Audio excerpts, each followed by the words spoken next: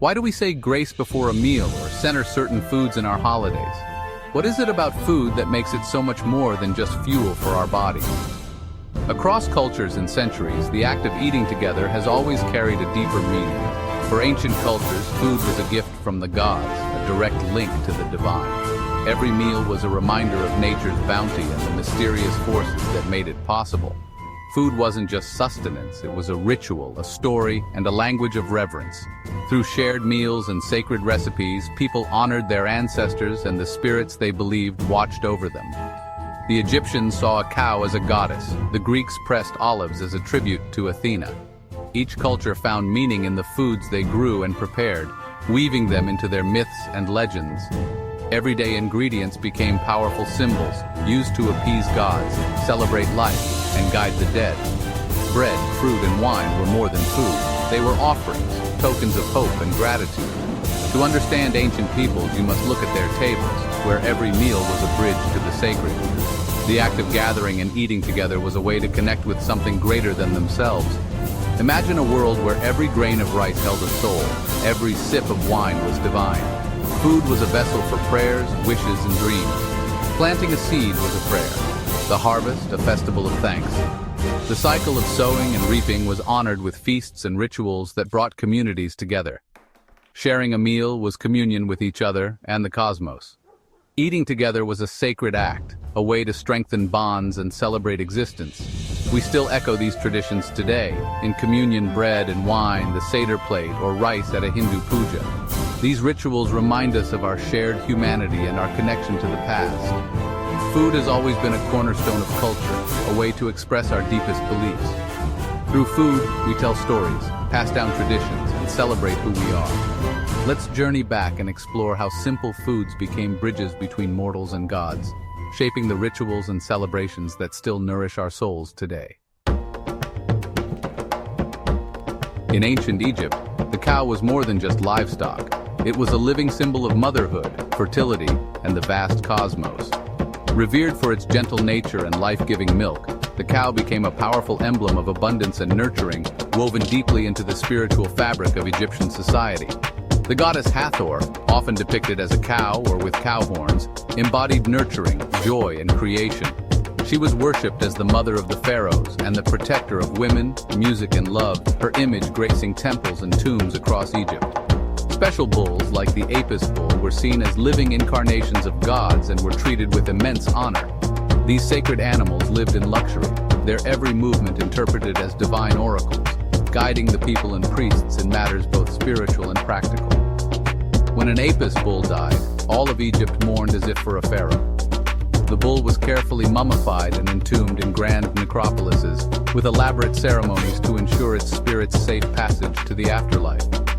Eating beef was rare and highly ritualized, reserved for sacred feasts and the elite. Such meals were not just about sustenance, but about honoring the gods and celebrating the sacred connection between the divine and the earthly. Sacrificing and consuming a cow was a powerful ritual, believed to connect participants to the divine cycle of life, death, and rebirth. These ceremonies reinforce the cow's role as a bridge between the mortal world and the realm of the gods. The cow provided in life, offering milk, labor, and companionship, and in death became a sacred meal nourishing both body and spirit, a symbol of the eternal cycle of giving. This deep reverence made the cow a complete symbol of existence, provider, nurturer, and a bridge to the afterlife, embodying the very essence of Egyptian spirituality. For Egyptians, the cow was a living embodiment of the sacred, woven into every aspect of their spiritual and daily life, from the grandest temples to the humblest villages. The search for the next Apis bull was a sacred quest, a ritual that continued the cycle of worship and reaffirmed the connection between the people and their gods. The cow's presence shaped rituals, beliefs, and the very rhythm of Egyptian society, influencing art, culture, and the way people understood their place in the universe. In Egypt, to honor the cow was to honor the divine itself, a timeless symbol of life, sustenance, and the sacred mysteries of existence. In ancient Greece, the olive tree was civilization's foundation, a divine gift from Athena herself. The myth, Athena's olive tree, won her the city of Athens, promising sustenance and prosperity. The olive became a symbol of peace, wisdom, and victory. Olympic champions wore olive wreaths, not gold. Olive oil was essential for food, light, cleansing, and healing. Cultivating olives was a sacred act. Cutting down a tree could mean death.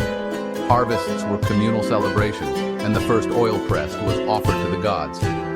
Olive oil marked life's milestones, weddings, funerals, and rituals. To anoint oneself with oil was to receive Athena's blessing. The olive was woven into every ritual, a daily reminder of divine generosity. It was a tangible link to the gods, a symbol of light and life. The olive's sacredness shaped Greek identity, economy, and spirituality. Every drop of oil was a connection to Athena and the prosperity she bestowed. For the Greeks, the olive was the liquid gold of civilization. In India, the cow is revered as a sacred symbol of life, abundance, and selfless giving, a tradition deeply rooted in ancient Vedic texts and carried forward through generations. She is Kamadhenu, the wish-granting cow of legend, and Gaumata, the universal mother, embodying both divine generosity and nurturing care. The cow's milk, butter, and ghee are not just staples of diet and ritual. They are seen as gifts of purity and nourishment, essential to both body and spirit. The principle of ahimsa, non-violence, makes protecting the cow a sacred duty. Beef is traditionally forbidden, and harming cows is considered a grave moral offense.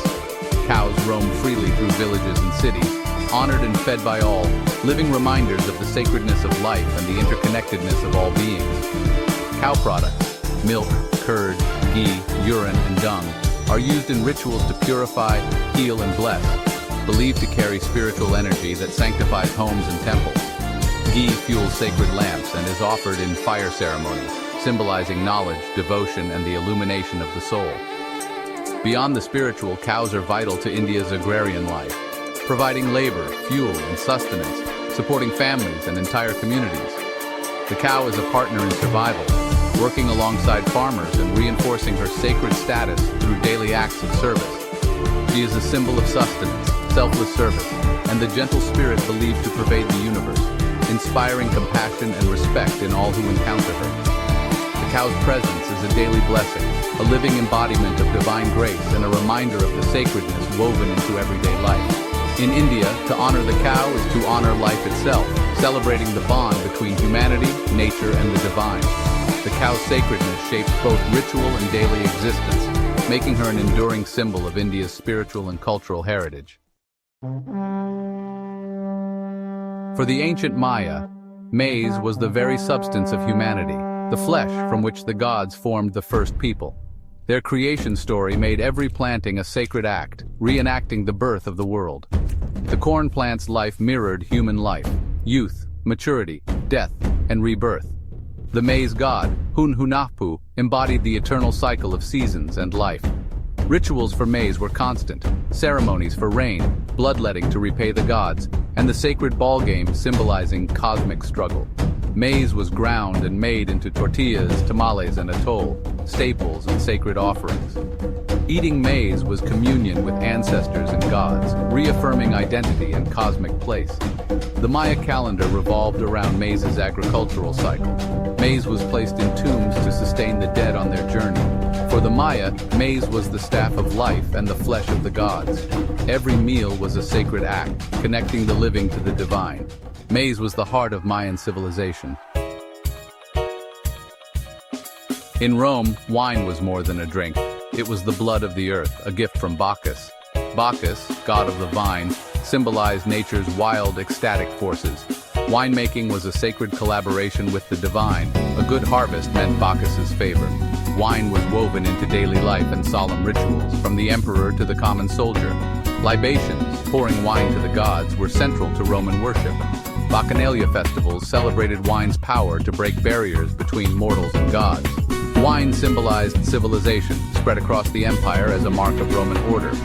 In funerary rites, wine nourished the dead in the afterlife. For Romans, a sip of wine was a taste of Bacchus's spirit, a celebration of life. Wine was the essence of Roman identity and spirituality. Across Asia, rice is the essence of life and spirituality. There's often no word for meal apart from rice. Ancient beliefs hold that rice possesses a soul. In Japan, the spirit Inari inhabits the rice plant. Rice cultivation is ritualized, with festivals marking every stage from planting to harvest. In Bali, priests manage irrigation and perform ceremonies for the rice goddess, Dewi Shri. Wasting rice is disrespectful. A single grain is sacred. Offerings of rice honor ancestors before every meal. Special rice preparations like Japanese mochi mark celebrations and symbolize renewal.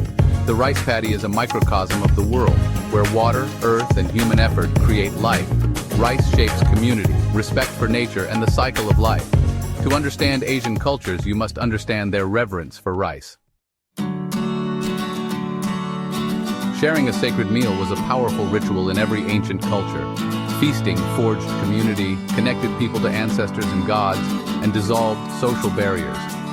Festivals like Rome's Saturnalia celebrated abundance and unity, suspending normal hierarchies. Sacred feasts marked life's transitions, weddings, births, funerals, offering comfort and spiritual nourishment. The food shared was more than sustenance. It was a symbol of divine goodwill and collective identity. These meals transmitted values, stories, and a sense of belonging. Breaking bread together was and remains a profoundly spiritual act. From the Nile to Bali, ancient cultures saw food as story, symbol, and sacrament. The cow, olive, maize, wine, and rice were more than sustenance. They were bridges to the divine. This spiritual approach shaped calendars, myths, and rituals. Agriculture was prayer, the kitchen an altar. By imbuing food with meaning, eating became a conversation with the cosmos. Today, echoes remain in our holiday tables, family recipes, and moments of gratitude. These are whispers of a time when food was a direct gift from earth and heavens. The story of sacred food is about connection to nature, community, and the divine. Ancient peoples saw every meal as a link to the forces that created and sustained them. In a grain of corn or a drop of wine, they saw the sacred cycle of life and rebirth. Every meal can be a ceremony, every bite a blessing. Food, then and now, nourishes both body and soul.